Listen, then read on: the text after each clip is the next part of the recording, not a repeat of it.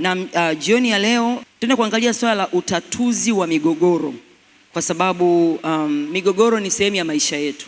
Hamna mahali utakapoishi ambako hautakuwa hauna mgogoro wowote. Ipo tu migogoro, ni part of our life. Na hata waamini tuna migogoro. Na Biblia inatufundisha tusikimbie migogoro. Yaani migogoro sio kitu cha kukimbia. Migogoro ni fursa ya kutoka hatua moja kwenda hatua nyingine katika Mungu. Bwana Yesu asifiwe sana. Kwa nataka tuangalie habari za migogoro, kwa sababu Mungu anataka tu deal na migogoro, tuishughulikie migogoro. Na ndio njia ambayo inampa Mungu heshima na kujenga amani katikati yetu, kama tukiweza kujua njia sahihi za kudeal na migogoro yetu. Nilikuwa naangalia katika tafsiri za Kiingereza utatuzi wa migogoro, conflict resolution. Sio Lucy. Lakini pia kuna conflict management. Kwa nikatafakari nikagundua kwamba kila kimoja kina sehemu yake. Saa zingine tuna resolve conflict, tunazitatua, tunapata majibu. Lakini kuna migogoro mingine tunaimanage. Yaani hatuna majibu nayo, kwa tunaimanage na kukaa mahali pa Mkristo katika migogoro hiyo. Lakini tukiwa bado tuna uwezo wa kusonga mbele bila hiyo migogoro kuwa kikwazo katika njia yetu. Migogoro huwa haipotezewi. Bwana Yesu asifiwe, watu wa Mungu. Naomba kusema tu kwa herufi kubwa kwamba migogoro haipotezewi. Yaani ukijiona ndani ya moyo wako una mgogoro na jambo au na mtu, maana huo mgogoro unahitaji kuzungumzwa. Unahitaji kuwekwa mezani ili kuweza kujua uchukue hatua gani. Lakini chanzo cha conflict, yani mivurugano mingi katika mwili wa Kristo huwa ni migogoro isiyotatuliwa. Ndio maana kwangu mimi naona ni muhimu mno, pamoja kwamba tunampenda Mungu, tunaijua haki zetu, tunajua Mungu ni Mungu wa haki, tunajua tumeokolewa kwa neema, tunajua tunatakiwa tusamehe, lakini kuna hatua ambayo ni lazima tukae chini tutatue migogoro iliyoko katikati yetu. Bwana Yesu asifiwe sana. Kwa sababu migogoro ina namna ya kutuzinga tushindwe kwenda. Ina namna ya kukamata njia zetu, na kukamata miguu yetu ya kiroho tushindwe kupiga hatua.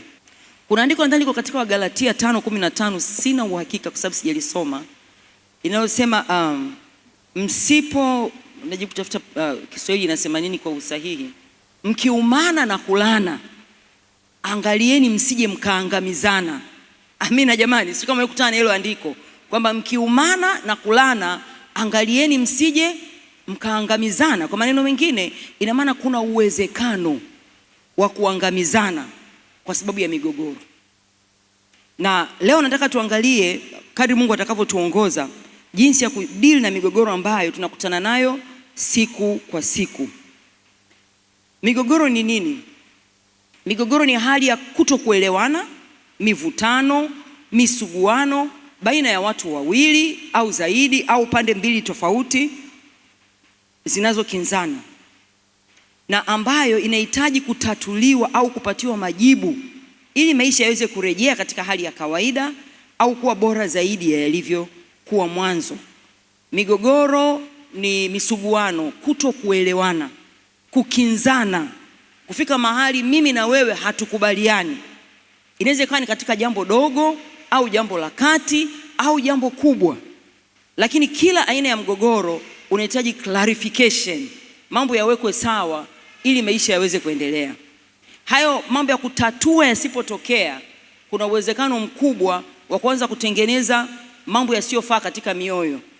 Na hayo ndio yanagharimu sasa watu kufanyiwa deliverance, watu kufanyiwa counseling kubwa na kadhalika. Lakini tukiwa na utaratibu wa kutatua migogoro mara inapotokea, tuna prevent, tunazuia mambo magumu ambayo yanaweza yakatokea baadaye. Na migogoro iko ya aina nyingi. Migogoro ya kijamii, migogoro ya kisiasa, ya kidini na kadhalika. Lakini mimi leo nataka kusenta kwenye migogoro ile ya kijamii ambayo inatuhusu sana, kati ya mimi na jirani. Biblia inasema mpende Mungu afu mpende jirani. Jirani ni mtu yote ambaye sio wewe. Kwa hiyo ile migogoro yangu mimi na mtu mwingine, Mungu hapendi ibaki hivyo. Mungu anataka niitatue ili niweze kukua, ili niweze kukomaa, na ili pia niweze kupiga hatua nyingine. Isipotatuliwa inageuka magugu katika njia, magugu katika shamba, inakuwa hakuna hatua ya kusonga mbele. Sababu za migogoro mara nyingi ni ubinafsi, kiburi, kutokutii, jeuri na mambo mengi ambayo labda tu kwenye fungu moja tu dhambi au uasi. Mara nyingi ndio chanzo cha migogoro, kwa sababu migogoro inakaa ndani ya moyo.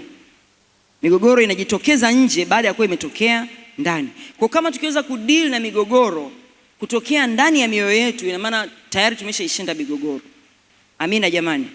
Bwana Yesu asifiwe. Tuko pamoja. Lakini pia migogoro inatuweza kwa sababu ya kukosa maarifa. Haya tunayofanya sasa hizi ni kupeana maarifa ili migogoro isituweze. Sisi tuiweze migogoro. Lazima iwepo. Madamu tuko katika mwili, madamu tuko duniani, migogoro lazima iwepo. Haiko namna tutakaa mahali hatuna migogoro. Kwa sababu ya tofauti tulizo nazo, hulka, wale kama mpita darasani tunaongea kwa undani kwa habari ya hulka, kuna namna mimi naweza nikaliona jambo au kaliona vingine. Tusipoeleweshana, huo unaweza kuwa ni mgogoro. Lakini ukweli ni kwamba hakukuwa na sababu ya kuwa na mgogoro, kwa sababu wewe umeona ni nyeusi, mimi nimeona ni nyeupe. Inabidi tukubaliane tu kwamba ni ya kijivu. Wewe unaona nyeupe, mimi naona nyeusi, hapa ni ya kijivu. Tukubaliane. Vinginevyo tufike tu mahali ambapo tusikubali ukawa mgogoro. Mmoja akubali kuachia mwenye nyeusi, kama kikomaa basi aachiwe yeye nyeusi, ili kuweza kuzuia migogoro isiyokuwa ya lazima. Kwa hiyo migogoro ni kama nilivyosema mwanzoni, ina levels. Kuna migogoro ambayo ni midogo kama iliyotoa mfano sasa hivi, ni rahisi tu unaumaliza unaisha. Kuna migogoro mingine ni ya kati, tutakaa chini tutawekana sawa, yani tutaenda mbele nyuma, back forth mpaka tutaelewana. Na kuna migogoro mingine inahitaji mtu mwingine aingie kati, awe mediator, ili huo mgogoro uweze kuisha. Kwa hiyo kama Wakristo ni lazima tuwe tayari kwa hatua zozote kama mgogoro umetokea. Haleluya wana wa Mungu. Biblia imejaa migogoro mingi. Nilikuwa najaribu kuiangalia, nikaona Yakobo na Esau walikuwa wana mgogoro. Kweli au sio kweli jamani? Yusufu na ndugu zake walikuwa na mgogoro mkubwa, mbaya. Mgogoro ambao unamfanya mzazi aamini amefiwa na mtoto lakini mtoto yupo. Huo ni mgogoro mkubwa. Paulo na Barnabas walikuwa na mgogoro. Daudi na Sauli walikuwa na mgogoro. Yakobo na Labani walikuwa na mgogoro. Paulo alikuwa na mgogoro na Petro. Alipomkuta Petro anajifanya kufuata sheria za Kiyahudi kwa sababu Wayahudi wametokea, Paulo akamkemea. Ule ni mgogoro. Petro angekomaa ungekuwa mgogoro mgumu, lakini ikiwa Petro alikuwa ni mtu ambaye yuko submissive, mgogoro ukaishia hapo. Paulo na Wayahudi walikuwa na migogoro mingi. Ukisoma Matendo ya Mitume pamejaa migogoro. Katika Matendo sura ya 6 palikuwa pana mgogoro kwa sababu wanawake wajane wenye asili ya Uyunani walilalamika kwamba hawatendewi haki katika ugawaji wa chakula. Ikabidi mitume wateue watu wa kusimamia meza wakati wao wanaendelea kuhubiri Injili. Huo ni mgogoro. Kwa hiyo Biblia imejaa migogoro kuonesha kwamba migogoro ni kawaida ya wanadamu. Mgogoro sio kitu cha kufanya tu panic. Nini kinafanya makanisa yanakuwa yana usengenyaji mwingi? Ni kwa sababu migogoro haitatuliwi, watu wa Mungu. Migogoro ikitatuliwa hamna kitu cha kusema, hakipo dhidi ya mtu mwingine. Kwa sababu kama mimi nimegombana na Mage, tukakaa chini tukaongea, Winnie hana kitu cha kuzungumza kuhusiana na mgogoro wetu kwa sababu tumeumaliza. Kweli au sio kweli? Kama Teo kagombana na Lucy, wakiwekana chini, hata kama ni kwa kubishana, lakini wamekaa chini wamezungumzia mgogoro wao, hamna mtu anacha kusema juu ya huo mgogoro kwa sababu umetatuliwa, wamedeal nao. Lakini kama mimi na mgogoro na Mage, nikaondoka kwenda kumsimulia Auntie Peace pasipo kuongea na Mage, huo mgogoro haujatatuliwa. Kwa hiyo inakuwa ni mbegu mbaya katikati ya kusanyiko. Haleluya wana wa Mungu. Haleluya wana wa Mungu. Kwa tutakutana hapa maombi ya siku 3 kila mwezi. Tunaomba, tunatafuta uso wa Bwana, tunagalagala, tunatoa kamasi, tunasema amen, tunakunywa uji, lakini tuna migogoro. Mnanielewa watu wa Mungu? Tumepatana na Mungu lakini hatujapatana na wanadamu. Kwa hiyo kwangu mimi huwa naona ni unafiki wa hali ya juu kujiita Wakristo lakini hatutatui migogoro. Na mara nyingine tunabeba migogoro yetu kutoka kwa mahali ambapo ingekuwepo, tunaihamishia mahali ambapo haikuwepo. Ukifika pale unaanzisha mgogoro mpya.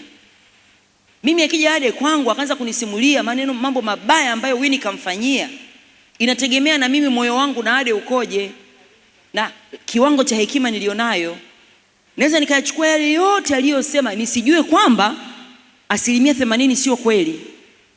Na hivyo ndio mara nyingi tunavyoishi, kwa taarifa nyingi ambazo hazijathibitishwa, sio za kweli, ambazo zinamuimplicate mtu, zinamfanya mtu aonekane mtu mbaya, lakini ukweli hazijathibitishwa. Kwa sababu kuna mtu aliona ni mgogoro lakini hakudeal nao, akaamua kwenda kutafuta majeshi. Unajua unapoenda kusengenya mtu utafuta majeshi. Mimi nina la kwangu kwenda namwambia Teo, naye amejiunga na mimi, tumekuwa kajeshi ketu kwa kumsengenya Karo. Kwa tukimuona yani tunamwangalia fulani hivi, halafu Karo hana hata wazo kwamba kuna kinachoendelea. Yani hakuna level mbaya ya unafiki kama hiyo. Kwamba tunakutana hapa, Bwana asifiwe, Bwana asifiwe, lakini unajua kabisa jana nimeambiwa kwamba huyu ndio anayeibaga kwenye handbag ya watu kanisani. Huo ni mgogoro. Kwa sababu kama mnajua kama ndio anayeiba, kwa nini hamjamconfront? Kwa nini hamjaongea naye? Kwa sababu kutatua migogoro, Biblia inataka umpate ndugu yako.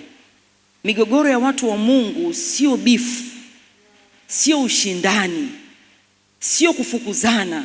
Ni kwa sababu tuna namna unataka kumpata ndugu, umrejeshe upande wako. Kwa hiyo ninapojikaza kuja kuongea na wewe maneno magumu, kwa sababu nataka mimi na wewe tusikae kuwa katika uadui kwa muda wote. Nataka wewe uwe ndugu yangu tena. Kwa hiyo kutatua migogoro kunatuondoa mahali pa uadui. Bwana Yesu asifiwe.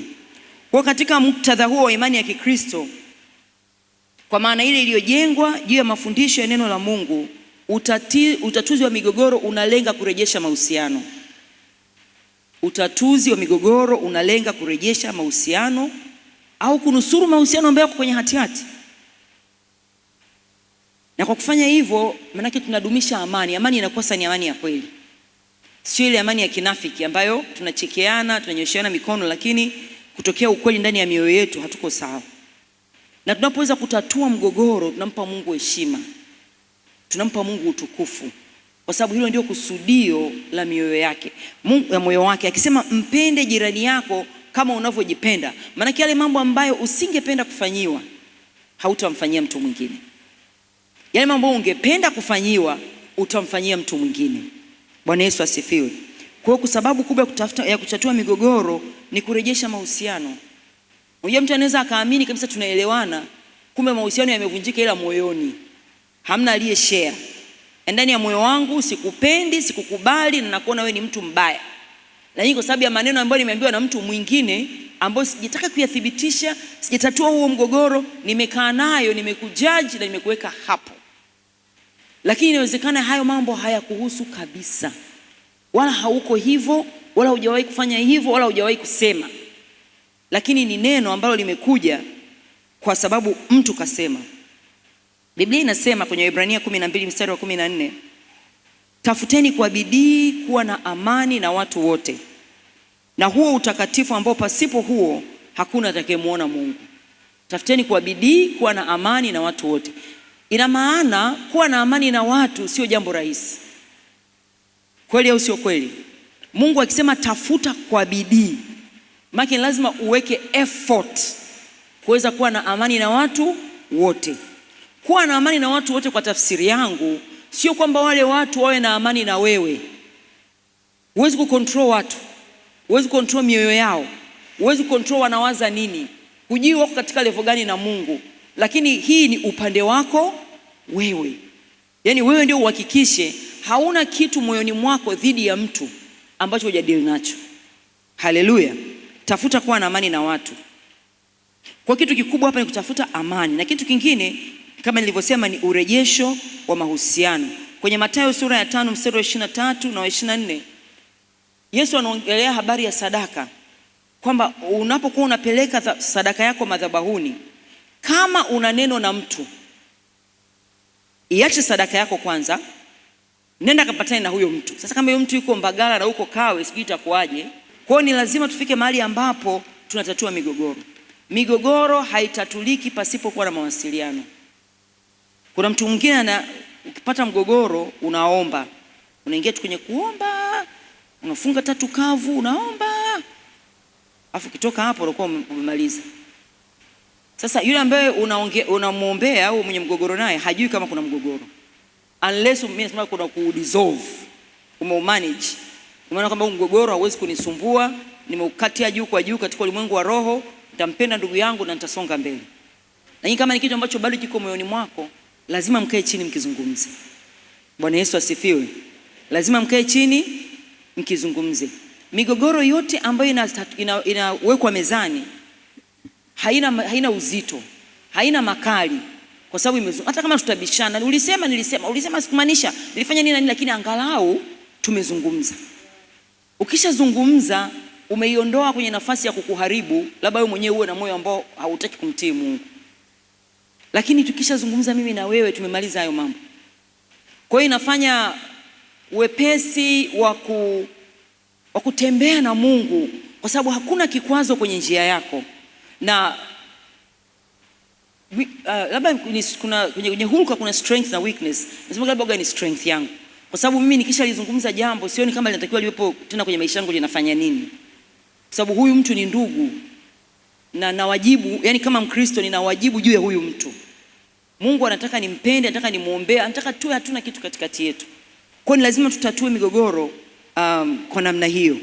Sasa nataka tuangalie migogoro tunaitatuaje. Jambo la kwanza, lazima tuhakikishe tunapotatua migogoro yetu hatutoki nje ya wigo wa neno. Sisi tuko pamoja watu wa Mungu, kwa sababu atakueleza kwa nini. Pengine sema wapi? Pale kwenye mlango wa chooni, mlango wa kuingilia kanisani, kwa nimesimama ukanipita kama hunioni. Sema Mungu wangu, naomba unisamee, yani sikukuona kabisa. Si amejieleza jamani? Lakini ukiondoka nalo ukaenda kumsimulia mtu mwingine, tena anashangaa ameniona.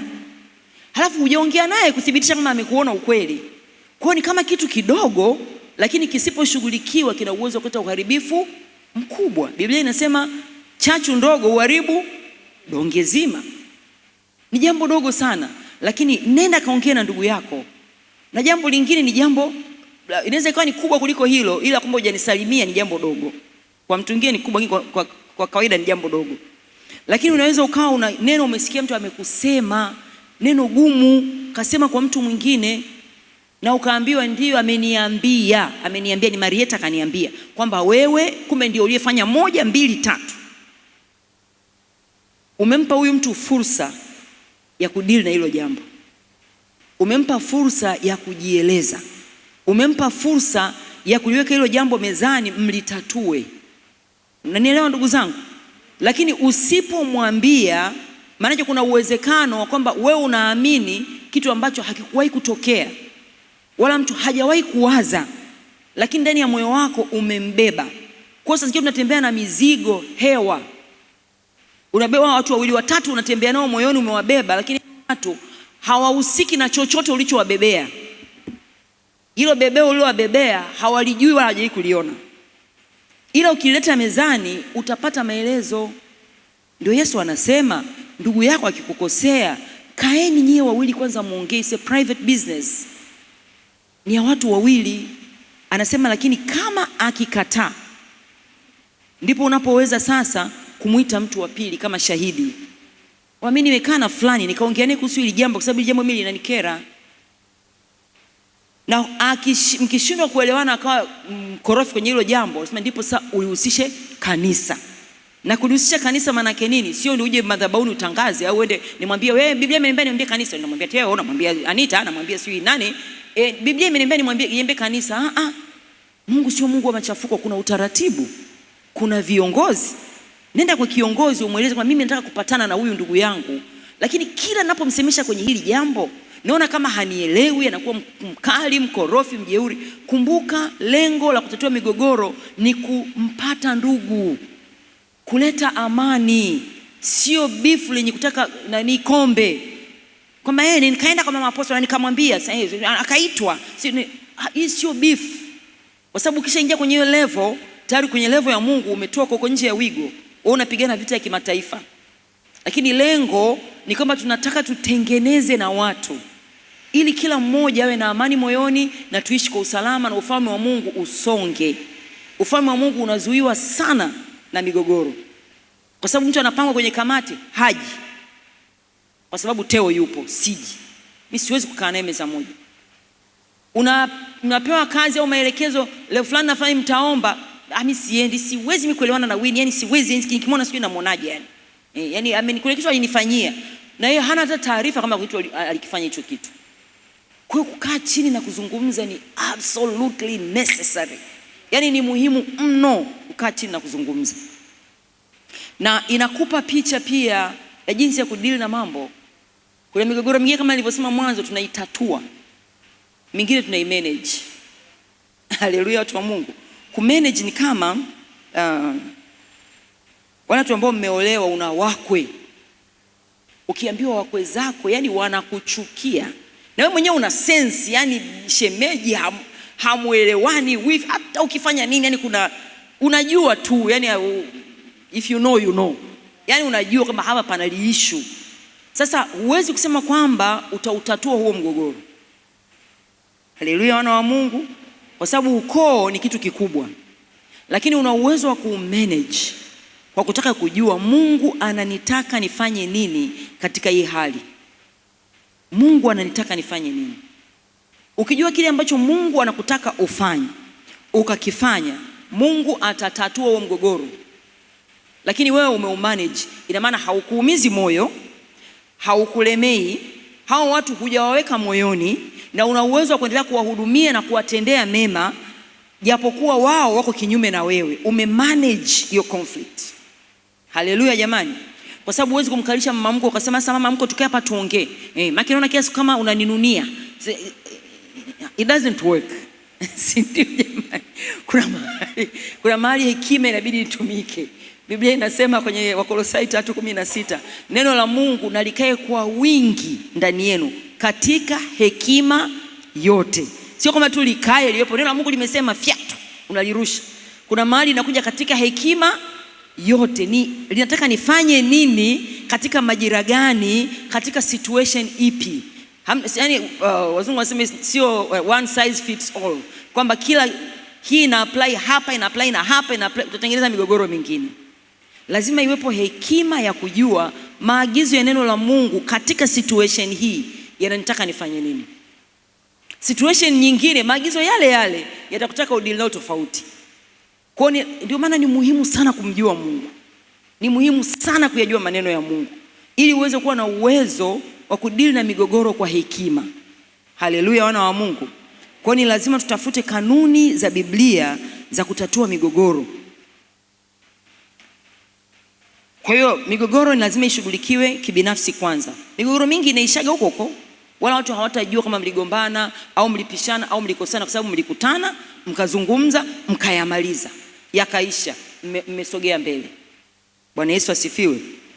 Kwa kipindi mimi nilipata mgogoro ambao mpaka leo najiuliza hivi mgogoro ulinikutaje. Yaani mtu amekana kitu moyoni, anasema nilikuwa nakusubiria tu. Si muda gani uishe, na kusubiri Penueli ishe, na kusubiri si nini ishe. Ili nikae chini kuulize, kwa nini ulisema hivi? Ulisema kweli? Nikamwambia unajua, hilo neno sio tu kwamba siwezi kulisema dhidi yako wewe, ila siwezi kuliwaza. Unajua kwa mtu huwezi kumwazia kitu chochote kile cha aina fulani. Kwa mfano ukiambia kwamba zile maiki za kanisani aliyeziiba ni Mage, si mtu atasema come on guys, yani tafuteni kitu kingine. Yani nilisema jamani, kama mna kitu kingine cha kutaka kusema dhidi yake, tafuta kitu kingine. Yani kwa jambo mtu huwezi kumwazia, kwa sababu huwezi kumwazia, kwa vyote vile huwezi kusema, kwa sababu hakiwezi kuwa hicho kitu mawazoni mwako. Hapa tunaweza tukawaziana mambo mawili matatu na tukapatia kabisa kwamba huyu anaongea sana, huyu muongo, huyu kumekumbwa na kesi 2-3, kwa mtu anaweza akakukisia kitu ikawa kweli. Lakini kuna vitu vingine mtu huwezi kumsemea hicho kitu. Kwa mfano kumsema Apostle Ndege ana roho mbaya. Unaweza kumsema vitu vingi, lakini roho mbaya hapana, tutamtetea. Mnanielewa watu wa Mungu? Kwa hiyo kuna kitu ambacho huwezi kumwazia mtu kwa sababu hayuko hivyo. Kwa nikamwambia yule ndugu, huyo aliyekwambia aisee anakumudu sana, kwa sababu mimi siwezi hata kukuwazia hivyo. Lakini kwa huruka yangu jinsi nilivyo, yani wewe nakumudu. Siwezi kukusema, yani naweza kukuja kukufuata kukuambia hii habari, kwa sababu ndio strength nilionayo na weakness nyingi, lakini strength nilionayo ni kwamba na uwezo wa kumwambia mtu kitu chake yoyote tu, yani yoyote, kwa maana yoyote, yani kitu chako nikikijua nikahisi kwamba inabidi utoke, yani inabidi usiaibike, inabidi kisiende mbali, inabidi tutafute namna ya kukicontain, naanza na wewe mwenyewe. Kwa hiyo mimi sina haja ya kwenda kumwambia mtu mwingine neno baya kuhusu wewe wakati nakujua na nakuona. I will just face you and tell you. Ukikasirika wewe nao ni mgogoro mpya tutautatua utakapokuwa umekasirika. Haleluya Mungu. Lakini yani kwamba nimeambiwa Kelly 1 2 3, Kelly 4 5, Kelly 6 7. Ila I can give you time ya muda mrefu. Yani naweza nikachukua hata mwaka, hata miaka. Mimi nishasikia. Lakini nipo tu naendelea kutengeneza mazingira. Lakini kukuambia ama kwa hakika nitakwambia. Just a matter of time. Sasa mtu mwingine hiyo ni weakness, sio strength, ambayo ndani ndio majority, ndio wengi. Kwa hiyo nikamwambia ndugu, usiwe na wasiwasi. Lakini nisingeweza kumwambia how to deal with conflicts kwa hekima. Nisingeweza kumwambia kwamba sasa yule aliyekwambia muite hapa alikuwepo around. Lakini unaangalia uhusiano wa huyu na huyu. Huyu tukimuita tutakuwa tumemwaibisha. Unanielewa? Kwa hiyo mimi huyu mawili, aamini maneno yangu na asipoyaamini hainihusu. Ni hivyo tu. Kwamba mimi sijasema. Kwa sababu ningetaka kukwambia na kumudu, ningekufuata wewe na nikakwambia. Kwa hiyo ni hivyo tu. Uwe na amani, endelea kumtumikia Yesu kwa raha. Lakini huyu aliyekwambia siwezi kuambia muite hapa kwa sababu ni mkubwa kwa wewe na ana nguvu kuliko wewe na mahusiano yenu ni mazuri. Nikimuita tutakuwa tunamwaibisha, tunatengeneza kitu ambacho sio kizuri. Na sio lengo la Mkristo kufanya hivyo. Kwa kama kuna mawazo mabaya yatakayoendelea dhidi yangu, it's just fine. Yani niko okay, yani sina problem. Kwa hiyo nimeutoa moyo wangu mahali pa kukwamishwa na unanifikiriaje, ambapo nadhani yoga ndio matatizo mengi yanayotukutaga, kwamba atanifikiriaje. Yani mimi naweza kustage kufikiriwaje, yani naweza nikakueleza, yani kuniuliza unanifikiriaje nitakwambia ninavyokufikiria. Yani ili tumalize hiyo jambo unanifikiriaje, kwa sababu ni chanzo cha migogoro mingi sana. Watu wengi wanabaki kwenye migogoro kwa sababu ya watu wengine wa nje. Lakini sisi tunawajibika first and foremost kwa Mungu. Mungu ametupa maelekezo ambayo yako very clear jinsi ya kuishi na ndugu. Hayo maelekezo tusipoyazingatia tutawajibishwa na Mungu kwa hayo. Kwa hiyo ndugu anatuwazia nini sio jambo la msingi. Jambo la kwanza ni kama Mungu anatuwazia nini. Kwa sababu tukiwaza Mungu anatuwazia nini, tutaingia ndani ya wigo wa neno kujua jinsi ya kuishi na ndugu. Haleluya. Kwa hiyo kutatua migogoro kuna gharama. Kama mimi hiyo kwangu si ni gharama jamani. Mpaka leo sijui kama aliniamini, hakuniamini, alitatuaje tatizo lake, yani sijui. Lakini tuko vizuri, tunaendelea na maisha na inawezekana bado ananiwazia mabaya yale alikuwa ameyasikia moyoni mwake, au alinielewa, aliniamini. But as far as I'm concerned, tulizungumza tukayasema, nimesogea mbele na hatua nyingine. Haleluya. Lakini haya mambo tunayoyafanya, Waefeso sura ya 4 mstari wa 15, sipendi tafsiri ya Kiswahili, lakini tafsiri ya Kiingereza inasema speak the truth in love. Unapoenda kumkabili mtu na mgogoro, usiende na hasira. Biblia inasema hasira ya mwanadamu haitendi haki ya Mungu. Kwa ukienda tu na hasira, manake utakachokivuna pale hakitakuwa haki ya Mungu. Mama ametufundisha sana kwa habari ya haki. Kwa ni lazima kama unaona moyo wako una mambo mengi, tulia kwanza. Muombe Roho Mtakatifu akupe hekima na utulivu. Ili unapoenda kuongea, muongee kweli, kweli iwekwe mezani kama ilivyo. Kwa sababu pasipo kweli huwezi kumsaidia mtu. Haleluya. Na mimi nafikiria kila taifa lina roho. Sina uhakika, lakini nahisi kuna roho zinazokabili mataifa. Kwamba sababu Waturuki wako hivi, Warusi wako hivi, Waingereza wako hivi, wa Tanzania wako hivi, wa Kenya wako hivi. Mimi nadhania katika roho ambayo iko juu ya Watanzania kwa ukubwa ni ya unafiki. I'm sorry. Yaani kwa sababu hatunaga uwezo wa kuambiana ukweli mgumu. Si kama tutakubaliana. Yaani ukweli ukishakuwa tu ni mgumu, bora ni kusengenye. Lakini kukuface ni kwambie sitaweza. Yaani mtu mpaka akusanye nguvu na akifika mahali anasema kwamba tu au basi tu lakini umsalimii, au basi tu lakini umuombei. Kwa ina maana hicho kitu bado unacho. Kwa ni lazima kama Wakristo tuwe na uwezo wa kuzungumza the truth in love, ukweli katika upendo. Kwa ndugu yangu, hili jambo lilolifanya limenisikitisha. Lakini naamini kabisa Mungu ana uwezo wa kutusaidia mimi na wewe tukalimaliza. Lakini ukweli ni kwamba limeniuma, limenisikitisha au limenikera.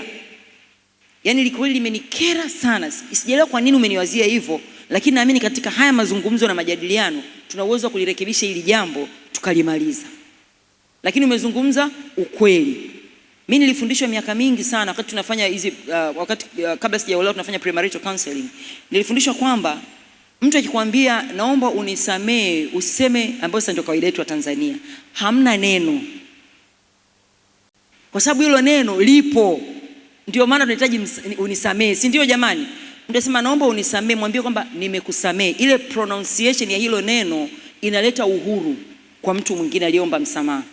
Na ukisema hamna neno, unakuwa una maana gani wakati neno lipo? Kilichotuweka hapa chini kwa sababu kuna neno katikati yetu. Kwa ukisema hamna neno ni ile package ya unafiki sasa. Ya kwamba nionekane tu kwamba hata ikuniuma sana. Hapana, ilikuuma, ndio maana ilikuwa ni issue. Kwa hiyo mtu akisema kwamba bwana, kwa hiyo naomba unisamee, bwana ndugu yangu nimekusamehe, yameisha. Kwa hiyo ni muhimu sana kuzungumza ukweli katika upendo. Na Wafilipi sura ya 2 mstari wa 3 na 4 unasisitiza kwamba kila unapofanya jambo fanya kwa kumfikiria yule mtu mwingine. Haleluya. Epuka ubinafsi. Unapokwenda kutatua mgogoro, usiende na ule mhemko wa kudai haki. Kumbuka yule mtu naye yani ana sura na mfano wa Mungu. Na Mungu amemfia msalabani na Mungu anamthamini japokuwa akasema uongo. Kwa unapoenda kudeal naye, uende na ile fear ya kwamba huyu ni mtoto wa Mungu. Siwezi kumfanya ninachotaka. Siwezi kumsemesha ninavyotaka. Lazima nimwendee kwa heshima, nimwendee kwa adabu. Kwa sababu Mungu ananiangalia na deal vipi na hili jambo. Bwana Yesu asifiwe. Na mara nyingi ukienda kwa moyo wa upole na moyo wa upendo, ni rahisi kumpata yule ndugu na kumfanya ajifikirie mara mbili kurudia kitu kama hicho. Lakini ukienda huko juu unapiga makelele, kuna ile hali ya kujitetea na yeye inaweza ikampata. Kwa hamtakuja kusolve hiyo tatizo, ambacho ni kitu kibaya. Kwa sababu kumbuka kusudio la kwanza ni kumpata ndugu. Waheshimu watu, hata waliokukosea. Yaani unapenda kudili na mtu ana heshima yake. Kuna mahali anatoka, ana watu wake, wanampenda, wanamthamini, ni dada, ni mtoto wa mtu, ni mama, anaheshimika huko kwao. Kwa unapenda kuongea naye, usiende kuongea naye kama kinyago fulani hivi kimenitibua. Lazima uwe na ile adabu ya Mkristo. Mkristo ni mtu firm. Uko thabiti. Hauchukuliwi na emotions kwamba unakwenda tu unafika unapiga makelele, hapana. Lazima tuwe na self control. Tuwe na moyo wa kiasi. Kama una hasira, endelea tu, achia jambo lipite siku ya kwanza, ya 7, ya 12. Ukiona moyo wako umetulia, unaweza kukaa na mtu kwa adabu, nenda mkakee muongelee kwa heshima. Haleluya. Na hii ndio mambo ambayo yanasababishaga kwenye mahusiano, mandoa, manini, watu wanashindwa kupata solution. Hamna mgogoro ambao hauna solution. Lakini watu hawapati solution kwa sababu wanaacha mambo yana pile up, yanaendelea. Kwa sababu mtu akianza tu amekuja juu mtu mkimya ananyamaza. Kwa hivyo vitu vinaanza vinarundikana. Siku mkija kukaa kutatua, inabidi muanzie mbali. Lakini mkiwa mna keep short accounts, jambo likitokea mnakaa chini mnatatua. Maana migogoro inakuwa sio mingi, you enjoy the relationship. Haleluya watu wa Mungu. Kwa hiyo lazima tujifunze kutatua matatizo kwa upendo na kwa moyo wa unyenyekevu. Lakini pia jambo la tatu, tuwe wepesi wa kusikiliza. Listening is an art. Yaani kusikiliza, sio kila mtu ana uwezo wa kusikiliza. Kwa mtu mwingine unapoanza kujieleza ukifika robo na yeye ameshaanza sentence. Kabla hujafikia point, ukitaka kufikia point na yeye ameshaanza sentence. hatuna uwezo wa kusikiliza. Huwezi kuelewa mtu anataka kusema nini usipomsikiliza. Na unapomsikiliza, sikiliza kwa kumaanisha kuelewa. Mtu mwingine anasikiliza lakini kwa kusubiria weke nukta kusudi aanze. Ukishakuwa na hiyo attitude, huwezi kutatua mgogoro. Mgogoro maana yake umsikilize mtu kwa sikio la nje na sikio la ndani, uweze kuona nini kimemtatiza katika hili jambo, kwa sababu usipokiona hauwezi kukitatua. Na kama anajieleza na wewe unajieleza, anajieleza na wewe unaongea, ina maana hamtafika popote. Lazima tuwe na uwezo wa kusikiliza watu wa Mungu, kusikiliza tokea mwanzo mpaka mwisho. Yakobo 1:19 anasema kila mtu awe mwepesi wa kusikiliza, si wa kusema wala wa hasira. Mwepesi wa kusikiliza. Ni katika kusikia au kusikiliza ndipo Roho wa Mungu anakupa majibu ya kusema. Sasa zingine mtu anakutuhumu makitu mengine ya kweli, mengine sio ya kweli, na haujui jibu nini. Na unajua yani jinsi ambavyo moyo wako umekasirika, ukifungua mdomo ni hatari kubwa sana. Kwa hiyo kama una uwezo wa kusikiliza, Roho wa Mungu atakusemesha. Anaweza akakwambia tu kwamba usiongee sasa hivi, mwambie tuonane tena kesho au maybe next week. Utajibu tuhuma zote alizozisema. Don't talk. Lakini tungeanza kuona unasikia kabisa ndani ya moyo Mungu anakusemesha usiongee. Lakini unasema haiwezekani, yani siwezi kumwachia. Ameongea mno, mbona ninamwachiaje? Ndio unapoharibu sasa. Sababu Roho Mungu amekukataza. Ukikataa anakuacha, so face hiyo beef mwenyewe. Kwa mwisho wake inakuwa ni ugomvi badala ya kutatua mgogoro. Kwa hiyo usiwe ni ile selfish ambition kwamba nataka jambo langu, nataka la kwangu, langu ndio lazima lifanyike, lazima niseme, lazima anisikilize, lazima afanye hivi. Uwe mtu unaweza kutulia na kusikiliza. Haya mambo unayozungumza ni rahisi sana kuyasema, lakini inapokuwa kwenye heat of the moment, yani ndio tukio limetokea, tunahitaji msaada wa Roho Mtakatifu, watu wa Mungu. Msaada wa Roho Mtakatifu. Bwana Yesu asifiwe. Na tunapoenda kwenye utatuzi wa migogoro, lazima tuwe na attitude ya kuwa tayari kusamehe. Lazima tuwe tayari kusamehe. Kuna mambo ambayo tumefanyiwa, tumesemewa, tumesingiziwa, ambayo hujui hata mahali pa kuanzia kumsamehe mtu. Mimi katika Waefeso sura ya 4 mstari wa 32. Kama mnaweza kutuwekea, kuna mtu amna mtu anayeoperate ile. Okay. Waefeso 4:32, naye anaweza kunisomea? Haleluya. Neno la Bwana linasema, tena iweni wafadhili ninyi kwa ninyi, wenye huruma, mkasameane kama na Mungu katika Kristo alivyowasamehe ninyi. Kwa kuna mahali katika migogoro panafika inabidi tu tusameheane. Kwa kama ulikosea, omba tu msamaha. Kama umeokoka, lakini kama hujaokoka bado unahitaji ushauri tofauti. Na kama umeokoka na unajua kabisa ni hapa nimekamatwa, nilisema, nilifanya, omba msamaha. Unavunja ule mgogoro fast, kwa haraka mgogoro unaondoka. Na wewe unayeomba msamaha, msamehe ndugu. Usitoke tena pale unakwenda kumsimulia yeye mwenyewe kaomba msamaha. Yaani kwa kwanza ni upuuzi, ni utoto, afu ni tabia mbaya.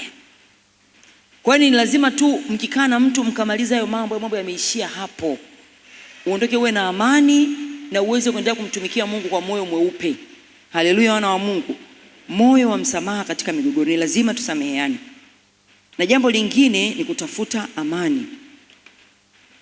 Naomba unisomee Warumi 12 mstari wa 18. Neno la Kristo linasema, kama yamkini kwa upande wenu mkae katika amani na watu wote. Tafsiri ya Kiswahili ya Kiingereza inasema, if it's possible, as much as depends on you, live peaceably with all men. Kwa maana nyingine ni kwamba deal na yale ya upande wako. Yale ya upande wa pili huna nguvu nayo. Haleluya, watu wa Mungu. Kwa sababu huwezi kumcontrol mtu aliyeko nje ya wewe. Na mara nyingi tunaingia kwenye migogoro isiyo ya lazima, maumivu yasiyo ya lazima, kwa sababu tunapotaka kutatua matatizo, unamtaka huyu mtu aelewe. Hasa mtu kuelewa ni uamuzi, ni uwezo, ni utashi, ni level. Anaweza asielewe kabisa au akaamua tu kwamba sitaelewa, au huyu mtu sitamsikiliza. Sasa ukitaka kucontrol saidi zote mbili utapata hasara. Itakuwa ni ngumu sana kutatua migogoro. Kwa hiyo mara zote kwenye utatuzi wa migogoro, we unafanya iliyo sehemu yako, ile ambayo Mungu amekuagiza wewe kama wewe. Fanya kwa uaminifu sana. Ule upande wa pili Mungu atashughulika nao. Lakini ukitaka kwamba lakini mimi ninachokushangaa ni kwamba mbona hunielewi? Makasema mimi nakwambia nilikusikia mimi mwenyewe. Mbona unakomaa na hilo jambo? Ukiona sasa hiyo ligi haina matokeo, ni lazima utambue kama Mkristo kwamba neno la Mungu linaniambia kwenye Warumi 12, as far as depends on me, kwa kadri inavyotegemeana na mimi. Kwa hiyo mimi kama Naomi hili jambo nimelileta mizani, tumelizungumza, lakini ndugu yangu anaonekana haelewi. Kwa cha msingi nimefanya ulio wajibu wangu kuzungumza naye. Nje ya hapo sina kitu cha ziada. Kuna mahali Biblia inasema kwamba katika ile Mathayo tuliyosoma mwanzoni 5, ukimwita mtu ukaongea naye wewe wenyewe wawili mkakubaliana, Biblia inasema umempata ndugu yako. Ikishindikana unamuita shahidi wa pili. Mage, twende wote, kwa sababu naona nimemweleza, nilikuwa na issue hii na Mage, nimemweleza na Ade, nimemweleza lakini naona hanielewi. Hebu naomba twende wote tusaidiane, tumueleweshe hii issue. Tukija mimi na wewe mashahidi wawili, jamani, tunakuwa kibiblia, si ndio? Tumezungumza naye, imeshindikana, Biblia inasema sasa tulijulishe kanisa. So, hii issue hapa ilipofikia, bora tukamweleze Antipas. Hawa watu wa administration ndio wanaweza kushughulika na hii issue, au tuende kwa mama, tuiache hapo mezani kwa mama.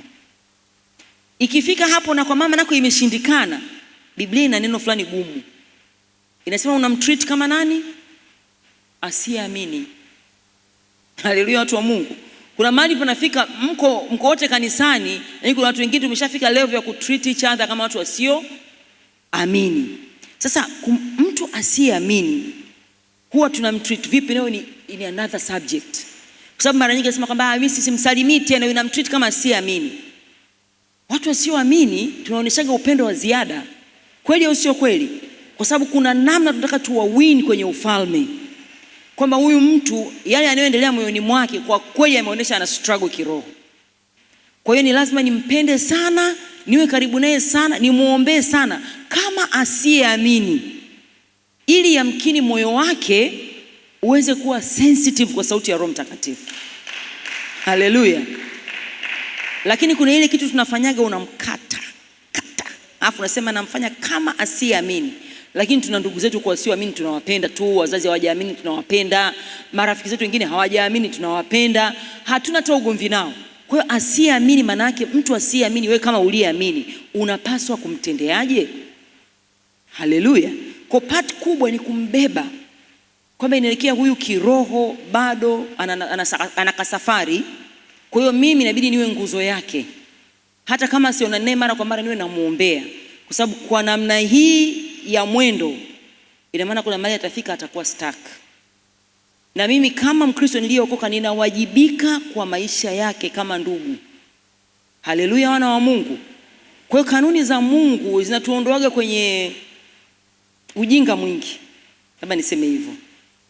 Zinatuondoa kwenye mizigo mingi, mambo yasiyofaa mengi. Lakini ni muhimu sana tunapo deal na migogoro tukae mahali pa kutafuta suluhu, kutafuta matokeo chanya, kutafuta kurejesha mahusiano. Bwana Yesu asifiwe. Mara nyingi mimi na observe kwamba tunapokuwa na migogoro ndani ya mwili wa Kristo tunapotezea. Yaani tunasema tu kwamba unapotezea, sio kwamba umetoa moyoni, umelitoa, lakini tu huna ujasiri wa kulikabili. Kwa unaamua kuliacha tu hivyo hivyo. Kwa hiyo tunakuta kwamba tuna migogoro mingi ambayo imeachwa tu ina float. Kwa hiyo maombi yanakuwa tuna struggle, unaomba siku 3, baada mnarudi pale pale. Mazoezi kama ni ya praise mnakuwa mna struggle. Unakuta ibada za seli zina struggle kwa sababu kuna a lot going on. Mambo yako mengi katika nyumba ya Bwana, mambo mengi katika mwili wa Kristo, lakini hatudeal nayo. Bwana Yesu asifiwe.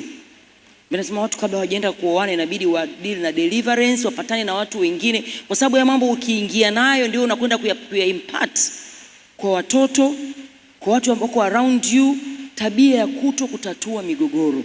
Watu wa Mungu, migogoro ni kawaida ya wanadamu. Migogoro sio kitu ambacho unaweza ukasema tumekifuta, hakipo, hakiexist. Haiwezekani.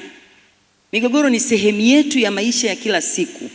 Unaweza ukasema jambo la kawaida, mtu mwingine akatafsiri vingine tu, tayari una mgogoro ambao haujakusudiwa, lakini upo. Kuna mtu ambaye unakaa naye, umeamua kuishi wawili, save cost. Kwa sababu tupange kichumba pamoja, utakuwa na 20,000 na mimi 20,000, kwa 40,000 tutaimudu, tuishi. Mwenzako aushagi vyombo, hafanyi shughuli zozote, yani yeye anaishi. Unanielewa? Yani yeye anaishi tu. Kwa hiyo ukitaka kupiga deki, piga deki. Ukitaka kupika, pika, nitakula. Ukitaka hafanyi chochote. Lakini wewe kama Mkristo unasema namvumilia. Mimi sio kama kuna kitu cha kuvumilia. Hapo kuna kitu cha kuweka kaa chini, kuzungumza na kuwekeana sheria, kanuni na taratibu, ili maisha yaweze kusonga. Sababu nje ya hapo, huyu mtu Mungu amekuletea, umsaidie. Akitoka hapo kuna mahali Mungu anampeleka, anatakiwa awe na hizo study, hizo skills. Kwa Mungu amekuletea wewe ndio umsaidie aweze kuwa mtu. Kwa kila siku mambo yake unaenda kuyatangaza kanisani, halafu umsaidie kitu chochote. Huo ni upagani. Amina, watu wa Mungu. Lazima tuwe tuna uwezo wa kwenda na mtu mguu kwa mguu, mkono kwa mkono, ili kuweza kumtoa. Unajua siku hizi process tunazikimbia, michakato. Maisha yana michakato mingi sana, yani michakato ni mingi. Na michakato mingi haitaki mambo ya kwenye surface level, superficial. Yanataka uende deep. Sasa hatuna muda, tuko busy, hatuna uvumilivu siku hizi kwa kiduchu, na hatuna uaminifu. Kwa hiyo ukipata mtu ambaye ana mgogoro wa tabia, kulikoni nikomae naye mpaka atokee, njia rahisi ni mawili, aidha nimfukuze au nikamtangazie kwa watu awe kituko, lakini hamna mtu yuko tayari kumtoa mtu. Unajua kuna namna unaweza ukamtoa mtu. Mungu amekuletea mtu mgumu, ukamtoa, akaondoka, maisha yake yote anajua amefanikiwa kwa sababu yako wewe. Anajua kwa sababu ulikubali kuchukuliana naye, kuto kusema kwamba nikimwambia ataniona na mnyanyasa. Kama ndugu yangu kaa hapa, mimi sio kwamba nakunyanyasa, lakini lazima nikwambie ukweli. Ukiendelea na hii tabia, hufui, huogi, usafishi, ina maana kuna mahali utakuja kuaibika. Bora Mungu amekuleta kwangu, tuanze kukomaa mdogo mdogo. Sio ndugu yangu umeoga leo, unaanza ni kama kamgogoro, atakasirika mara moja mara mbili, lakini inabidi uwe very strong ili kuweza kumtoa. Usipokuwa tough utamtoa. Na mara nyingi inakuwa ni mtu ambaye hana pa kwenda, ndio hapo. Kwa hiyo unakwenda naye hatua kwa hatua mpaka mchakato ukamilike. Atoke, awe ni mtu, kama ni mwanamke mzuri, anafaa kwa ajili ya matumizi ya binadamu na ya Mungu. Kama ni kijana mzuri, ana uwezo wa kuwajibika. Migogoro ni lazima itatuliwe ndani ya nyumba ya Mungu. Hapa ndio majibu yako. Lakini lazima tuwe tuna ujasiri. Mimi nafikiri somo nimekuja nalo kwa sababu pia limetangulia somo la ujasiri. Lazima kuwe kuna ujasiri wa kukabiliana ili kuweza kuzungumza mambo magumu. Ndani ya nyumba ya Mungu kuna mambo magumu ambayo tusipoyazungumza watu wanaingia nayo, halafu wanaondoka nayo bila solution. Sio mambo tu ya kuomba na kufunga na kusoma neno, lakini kuna watu wana tabia ambazo tusipozikabili hatuwezi kuwatoa watu wa Mungu. Hatuwezi. Huwezi kumwambia tu mtu sawa, mtu wa Mungu nimekusamehe, kwa hiyo kaa tu hapa, utakuwa tu unalala humu kanisani. Hauwezi kuwa umemsaidia huyo mtu. Kwa sababu kuna siku atafika miaka 30, kuna siku atafika miaka 40, kuna siku atafika miaka 50. Je, mtakuwa mmemsaidia kwa kumwacha tu analala kanisani? Tutakuwa tumemsaidia? Lakini tukimweka chini tukamwambia, ndugu yangu, tunakupa siku hizi 3. Huo umetafuta pa kwenda. Tunakupenda sana, kama unataka tukuchangie, tukuchangie nini? Ili uweze kuwa na maisha yako mwenyewe, uweze kuishi kwenye nyumba ya Mungu. Huku na huku naambia kwamba yani haiwezekani, yani tunakupenda lakini ni lazima tukusaidie utoke. Hauwezi kuishi maisha temporary for the rest of your life. Lazima uwe una permanence, uwe na maisha ambayo yana hali ya kudumu, kuna mahali unaelekea. Lakini kanisa tumekuwa mtu tunatazamana tu, watu wanazunguka zunguka humu, huyu anafanyaje shughuli gani? Shughuli yake haijulikani, hamna anemsaidia, lakini anaonekana yuko tu around the area Jumapili mpaka Jumapili. Lakini kanisa hatushtuki. Lazima tu tuna uwezo wa kukaa chini, atakasirika lakini muweke chini. Kuna mtu aliniambia, mama aliniambia, alitumwa, mama amenituma nije ni kwako wewe uje unisaidie. Akasema si uko nako kazi ndugu yangu, si tumegombana. Akasema wewe, yani part yako wewe kwenye huo ugomvi ni nini?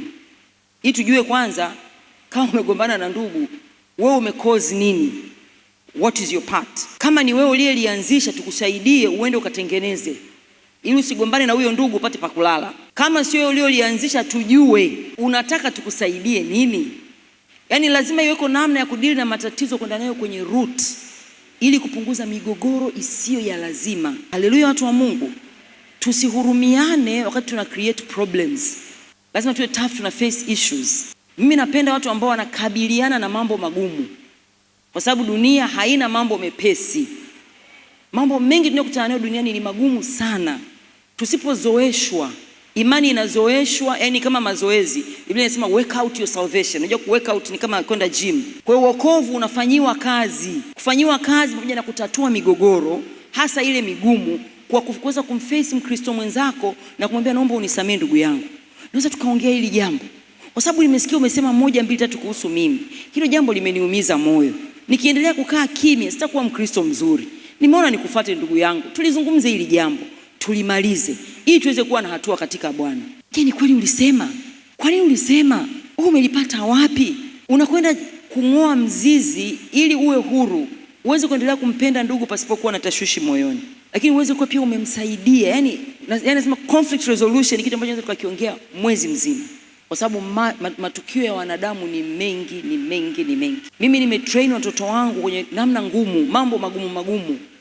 Hakuna solution ya jambo rahisi. Kuna mama huyo kanifanya hivi, naambia okay, sawa, mlifikaje hapo? Then lazima na wewe una contribution.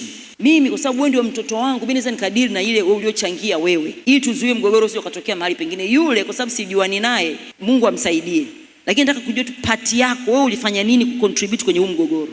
Sasa ngine ndio kwamba hapo ulipo ndugu yangu, kweli umesingiziwa, kweli umeonewa, lakini hawa watu hao ni watu wazima, wewe ndio mtoto. Jikaze, rudi kaombe msamaha. Ni kweli umesingiziwa, lakini jikaze, rudi kaombe msamaha. Mama, lakini kijana jikaze, mwanangu jikaze, kwa sababu hawa ni watu wazima, huwezi kubishana na watu wazima. Ni kweli wamekuonea, lakini jikaze. Kwa nikamwambia ulienda? Nilienda. Umeomba msamaha? Nimeomba msamaha. Kwa hiyo yameisha. Nikamwambia lakini mioni mwao watakuwa wanajua kama ni wao walikosea, lakini wewe ni lazima ujikaze ukaombe msamaha. Kwa hiyo inawatengenezea life skills, jinsi ya kuishi na watu popote na kutatua migogoro yao wenyewe. Yani huyu ana mgogoro, anampigia simu huyu anamtoa, kwamba hapo rafiki yangu umechemka kabisa.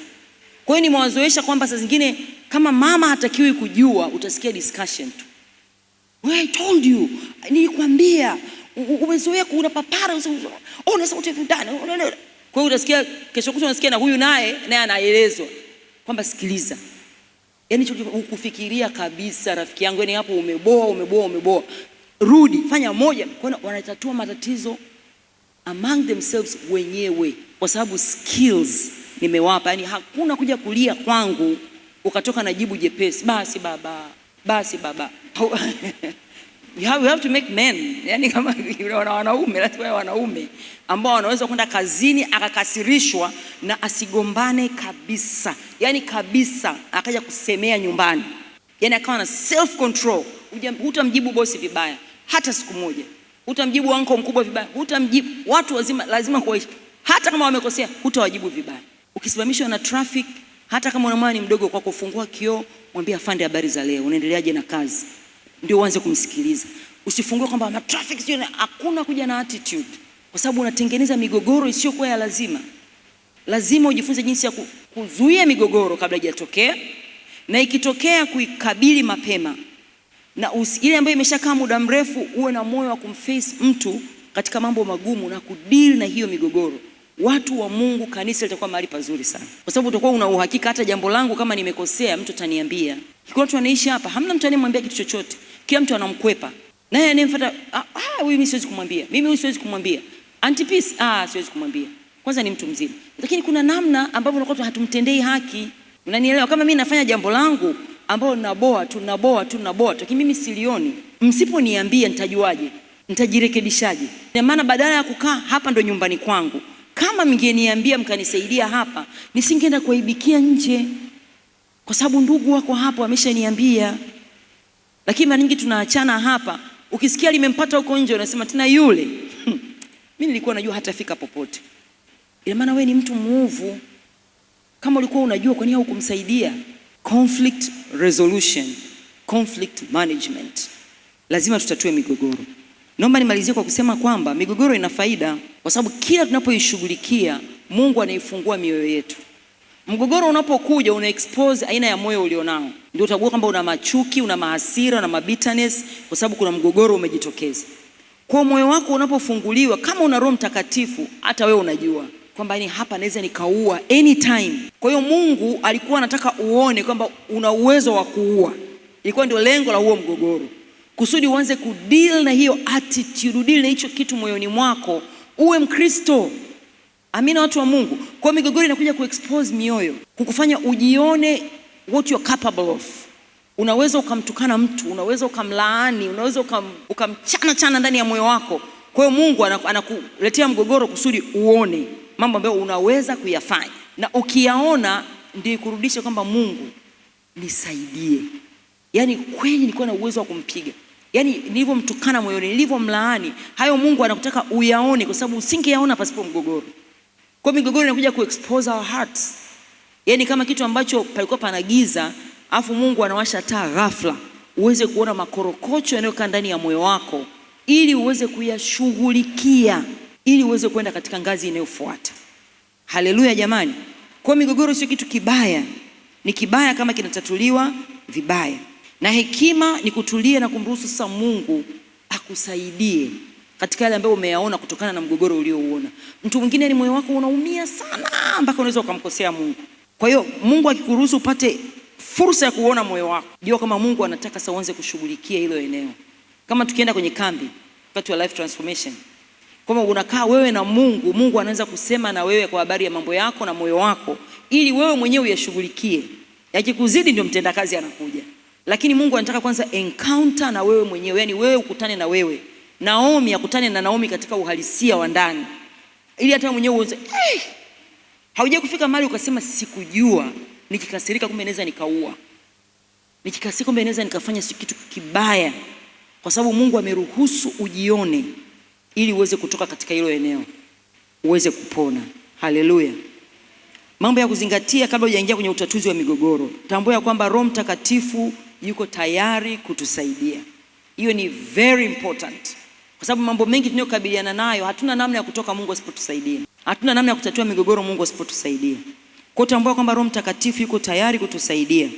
Yesu anasema pasipo mimi ninyi hamwezi neno lolote. Omba msaada wa Roho Mtakatifu kabla hujaenda kukabiliana na mtu. Omba msaada wa Roho Mtakatifu. Tulia, omba. Tulia, omba. Tafuta shauri la Mungu kwenye hilo jambo. Katika kutafuta shauri la Mungu, anaweza Mungu akakwambia usiende leo, jipe muda, deal kwanza na 1 2 3, kwa sababu umesikiza shauri la Mungu, utaenda kwa hatua za Mungu, utafika kwenye utatuzi wa mgogoro wako. Na Roho Mungu anakusaidia kudhibiti hisia zako. Roho Mungu atatusaidia kusema ukweli katika upendo. Roho Mungu atatusaidia kuepuka kueneza maneno ambayo hayana tija. Roho Mungu atatusaidia kusamehe. Atatusaidia kulenga mioyo yetu katika kumpata ndugu, restore relationships. Atatusaidia kujiepusha na moyo wa kisasi na kadhalika na kadhalika na kadhalika. Mambo ambayo sisi wenyewe hatuwezi kujisaidia. Tunahitaji msaada wa Mungu. Bwana Yesu asifiwe. Na hatimaye katika hitimisho langu alisema utatizo wa migogoro kwa Wakristo sio kushinda mashindano, bali ni kuonesha tabia ya Kristo katika maisha yetu. Yaani tunasimama kwenye nafasi ya Kristo. Kama mgogoro huu ingekuwa ni Kristo anakabiliana nao, Kristo angefanya nini? Mungu angedili nayo vipi hii case? Wakristo wanaposhughulikia tofauti zao kwa upendo, kwa unyenyekevu na kwa msamaha, tunakuwa ni mfano wa neema ya Mungu kwa watu wengine.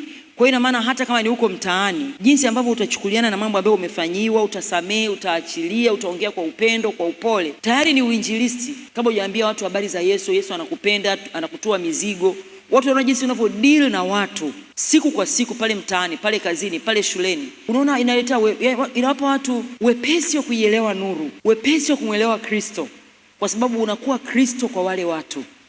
Bwana Yesu asifiwe. Kwa hiyo ni lazima tujifunze kumpa Mungu nafasi ya kutusaidia kutatua migogoro. Watu wa Living Water, tupunguze maneno, tupunguze maneno. Maneno hayaleti solution. Maneno hayamleti Mungu kwenye situation zetu. Maneno hayaleti msaada kwa ndugu. Lazima tutambue kwamba katika mwili wa Kristo kuna watu ambao wana nguvu kubwa kuliko wengine. Tujifunze kuchukuliana mizigo kwa upendo, ndio Biblia inavyosema. Kwamba ukiwa na moyo ambao unaumia tu, ni ngumu sana kufikiria watu wengine. Tunakuwa self-centered.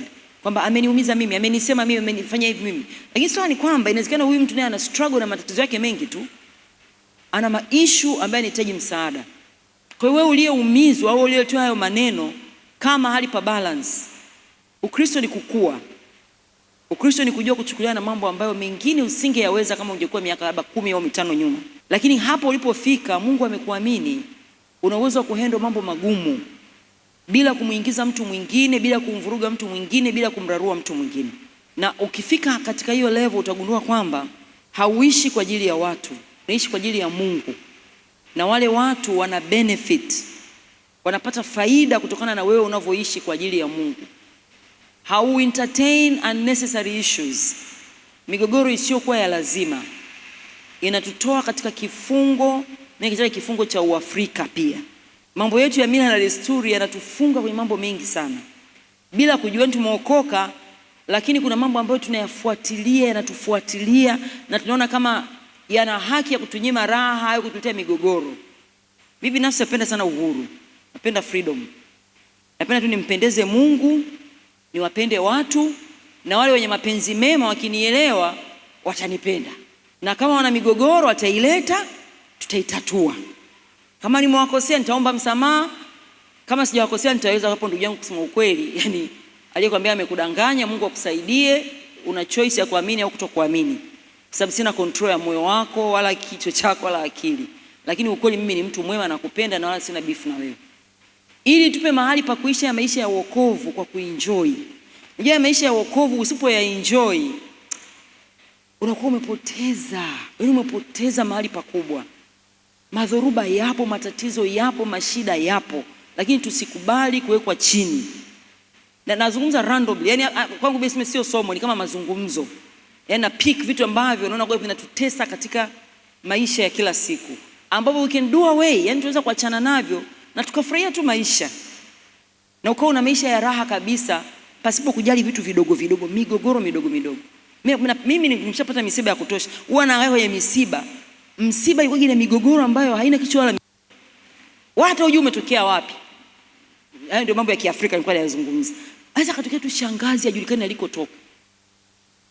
Akasema tu kwamba mbona fulani hayuko hapa. Yaani kama ni mgogoro ambao unahitaji nao utatuliwe.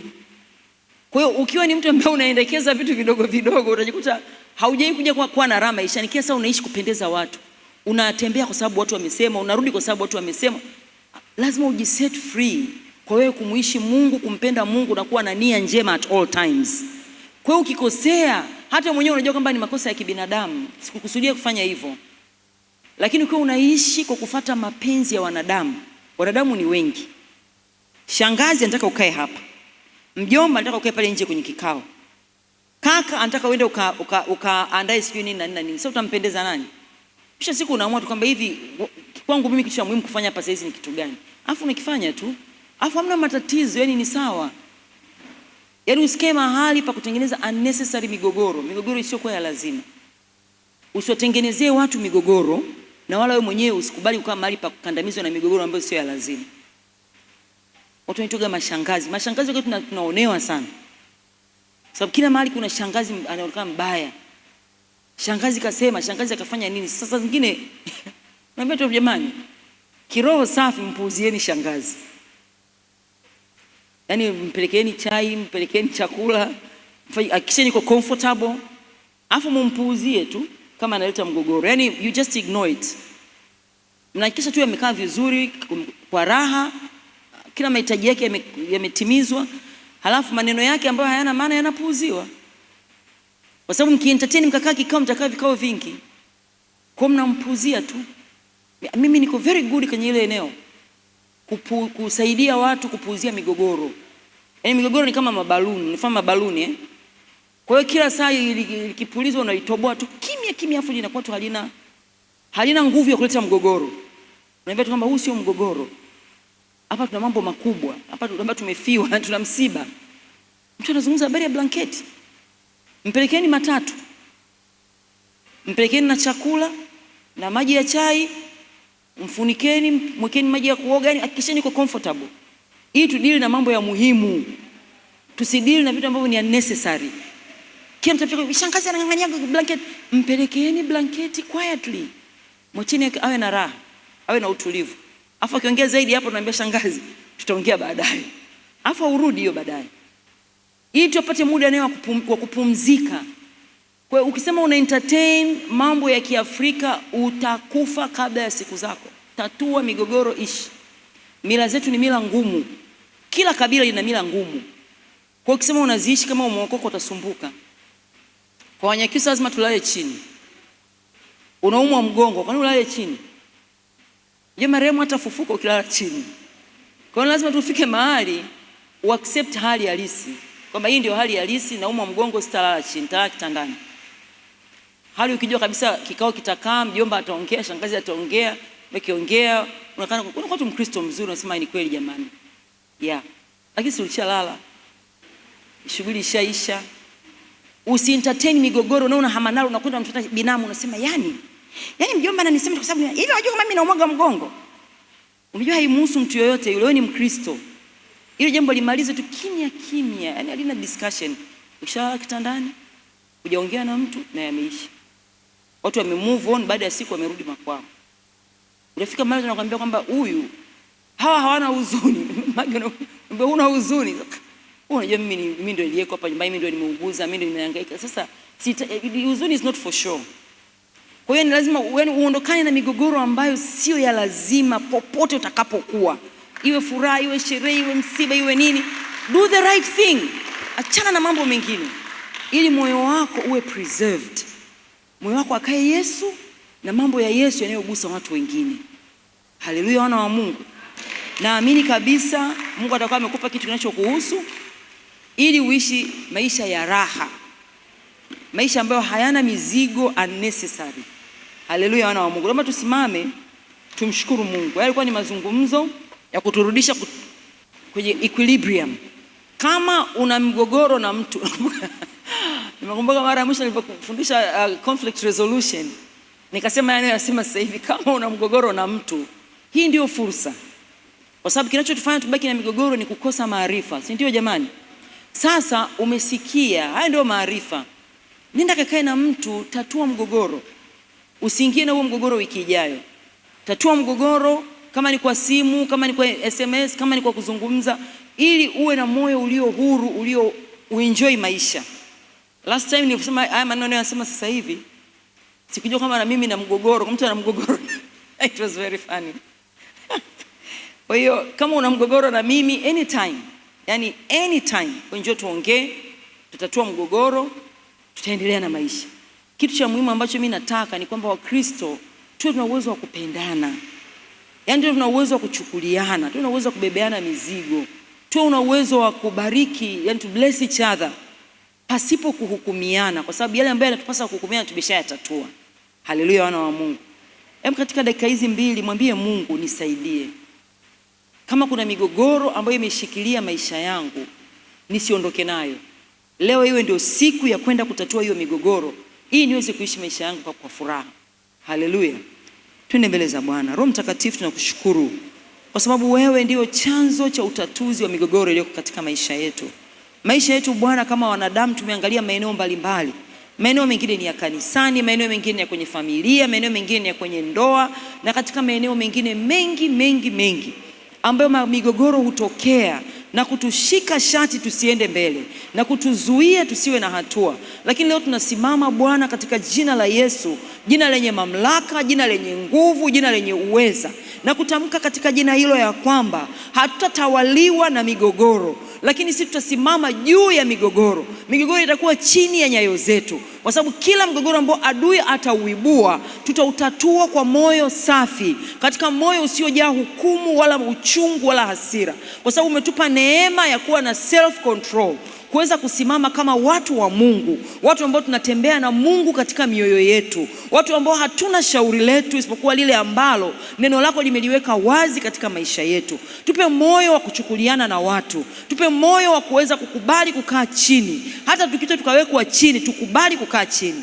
tukubali kusikiliza, tukubali kutatua migogoro, kwa sababu migogoro inatutia hasara, inatupunguzia mwendo, inatuondoa mahali pa spidi ya kiroho, inatuweka mahali pa kuwa stagnant. Lakini hatutakubali kukaa mahali pa kukwama, mahali pa kutokuendelea mbele, mahali pa kutokuwa na matokeo yoyote, basi kuwa na matokeo ya maana ya kutufanya tuseme hakika Bwana amefanya 1, 2, 3, mahali pa kushindwa kujitathmini na kuona kwamba moyo wangu kama nikishughulikia hili jambo ningekuwa huru hata katika hili jingine.